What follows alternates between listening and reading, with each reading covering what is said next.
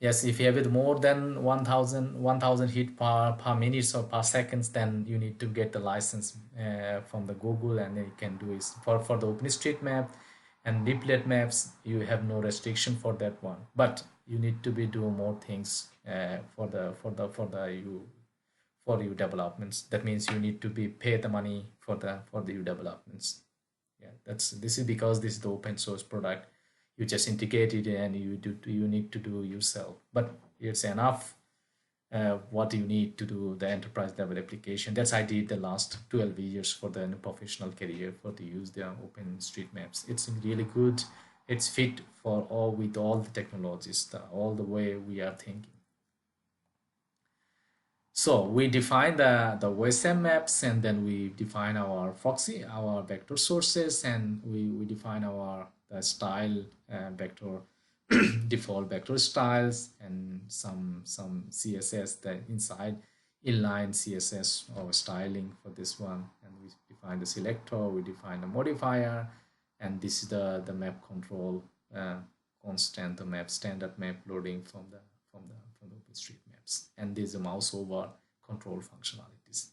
You can do the default default I can say default tools function, then you can edit it and define it somehow. So this is the mouse over functionalities. So I add the layers because I have two raster layers for the base maps for these ones, and then we have the different vector layers. For this case, we just define only one vector layers. Maybe you have multiple vector layers, and just you need to add the multiple vector layers in that one. That means the you vector 1, vector 2, and then so on, so forth. So maybe so vector 1, and so on, so forth. How many vectors you like to do. For this case, we just put it everything into the one layers, but even though you can divide it like this way, so address layers, and then plot layers, and then building layers, floor layer, unit layer. Sorry, you can do it this way. But in the content management systems that we thought that this is the geomap portal will be only one portal can only see it. Maybe you only can read it. That's one come together. Maybe you can put it in extra layer buttons, like you can switch on, switch off later. We will do it that one later. So, but you got the idea of what I mean. So here the projection central coordinate points is a coordinate point, central coordinate point, the capital city Dhaka in Bangladesh. And so you can fit it here zoom levels. When the application is started, you can fit it like zoom level. If you have zoom level 7s, maybe let's say start the application, is automatically compiled.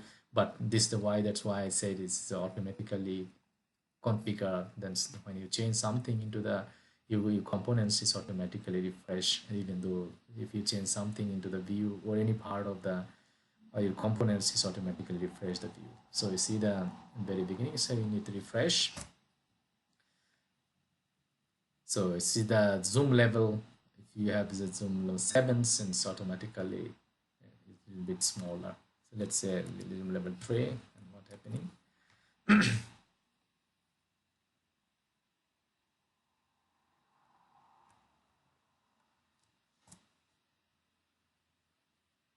So you see the zoom level automatically reducing the covering the more areas. So 13 for the standard cases, 13 is okay. Then we add interactions for the maps, and modify case we even the modify and events, and we define the respective variables. So see the selectors. That's I mean the selectors.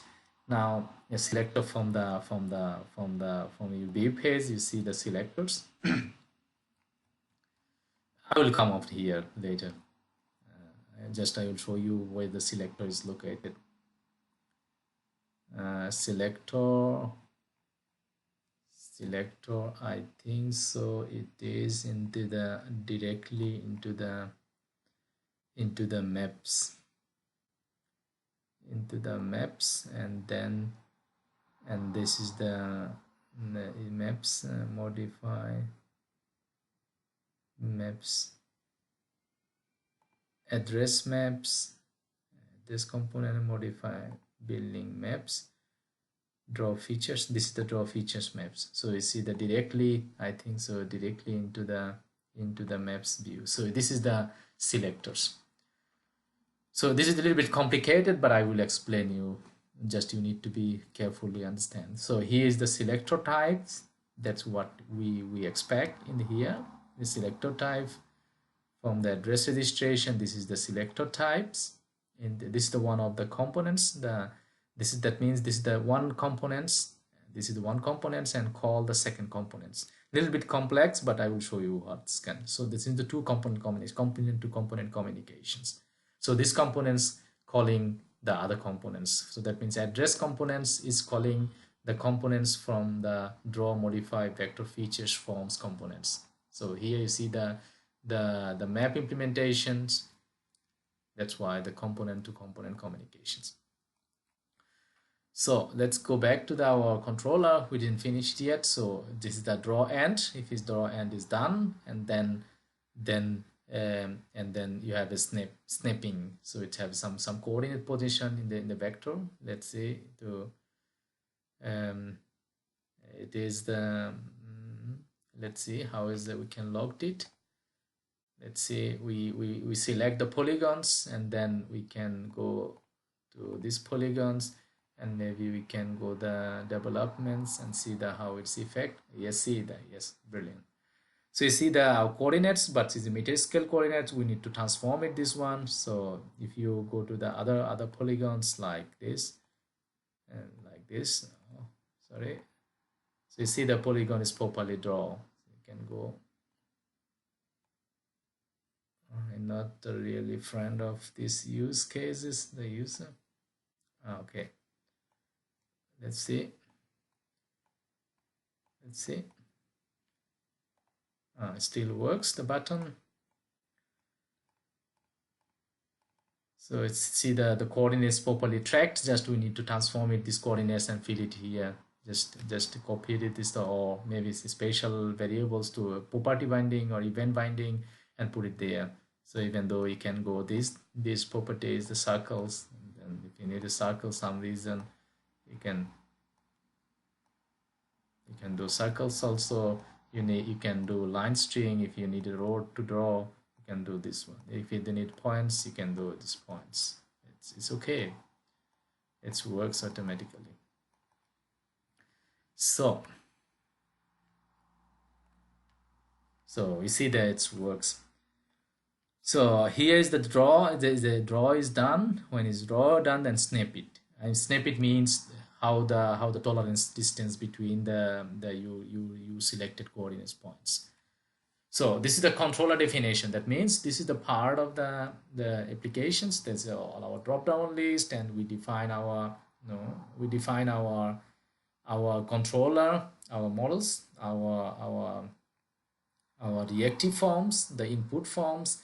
You see the input forms, and it has two attributes, and it has the own child attributes with that one.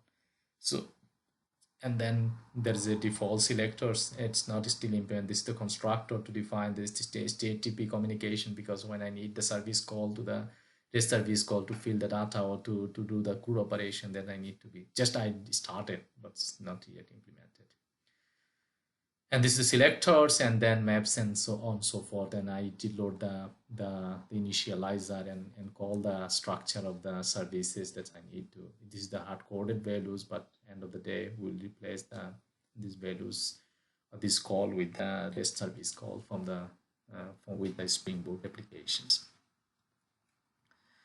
And let's have now we concentrate about here I have a little bit in the CSS, just like to change some reshuffle it or to text area or input, but you can make some beautiful, can make some beautiful impression for that ones. So let's have a look at it. This one, that is as I say, this is our forms. So this is the forms we define as the forms. User registration form that you already saw here. This is exactly the name of the forms. Here, exactly the same name of the forms.